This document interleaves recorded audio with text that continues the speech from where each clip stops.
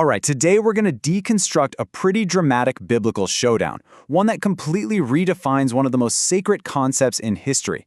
It's a story about a building, yes, but it's also about a prophecy and a radical shift in how we can connect with the divine. But at the heart of this whole ancient conflict is a question we all ask ourselves, right? What are you pursuing for contentment? We look for it everywhere, in our careers, our relationships, our finances. But what if the answer wasn't something you could achieve, but someone you could know? This story offers a pretty surprising answer. Okay, so here's our game plan. First, we'll look at the original blueprint for God's presence on earth. Then, we'll see how that sacred space turned into a marketplace. After that, a new temple rises. And finally, we're going to talk about your backstage pass to all of this. First up, God's presence on earth. Look, to really get the drama that's about to unfold, you've got to understand what the temple meant. It wasn't just a building. It was literally the place where God dwelled with his people. And what's so fascinating is seeing how this whole idea evolved over time. It all started back in the Garden of Eden with direct face-to-face fellowship. After sin entered the picture, that changed. God's presence then moved into a mobile tent, the Tabernacle, that traveled with the people. And eventually, it landed in a massive permanent structure, the Temple in Jerusalem. And when I say massive, I am not kidding. The temple we're talking about here was Herod's temple, a breathtaking 36-acre complex. 36 acres! This wasn't just a place of worship. For the Jewish people, this was the symbolic center of the entire universe. Which brings us to part 2, a house of trade. This is where that sacred space becomes a marketplace. And believe me, the conflict is about to ignite. So, picture this. It's Passover week in Jerusalem. The city is absolutely packed. We're talking a population explosion from maybe 40,000 people to 250,000. The energy is electric, the stakes are high, and everybody is heading for the temple. And you've got to remember, Passover wasn't just any holiday. This was the foundational event. It celebrated God's miraculous rescue of Israel from slavery in Egypt. It was supposed to be a time for deep remembrance and pure worship. But inside the temple, something had gone seriously wrong. Pilgrims needed perfect animals for their sacrifices and special currency for the temple tax. So a market was set up, but it was set up inside the temple courts. Now, the crucial point here is that the problem wasn't the service itself, but the location.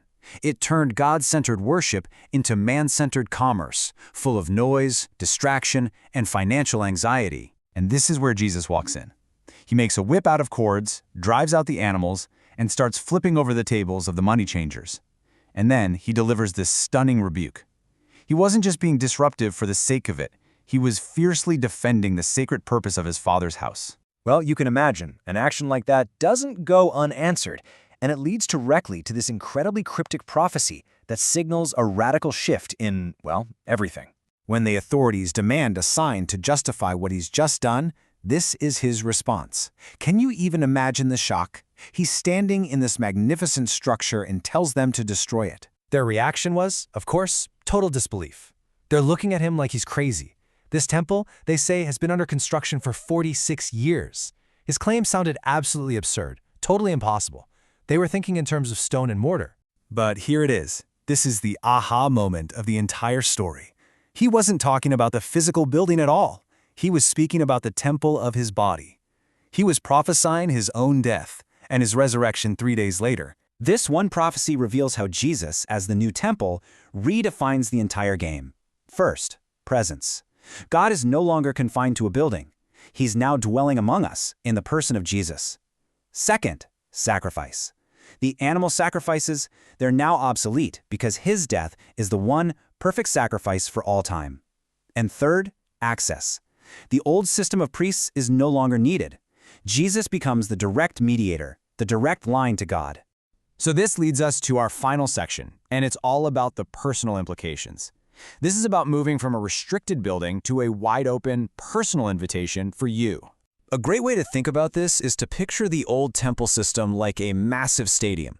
God's presence was in the Holy of Holies, which was like this super exclusive VIP suite. Only one person, the high priest, could get in, and only once a year. But Jesus, he's your VIP pass. When he died, the veil of the temple was torn from top to bottom, symbolizing that the barrier was gone.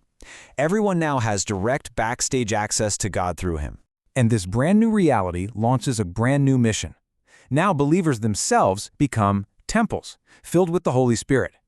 The mission is no longer about making a pilgrimage to a sacred place. It's about going out into the world as living, breathing representatives of God's presence. It fulfills that original plan for His glory to fill the entire earth. So when you boil it all down, the entire story comes to this one profound idea. The central point of connection between heaven and earth shifted. The temple is no longer a place, it's a person. So the final question for us is this. If connecting with God is no longer about where you are, but about who you're with, how does that completely change the way we approach every single moment of our lives?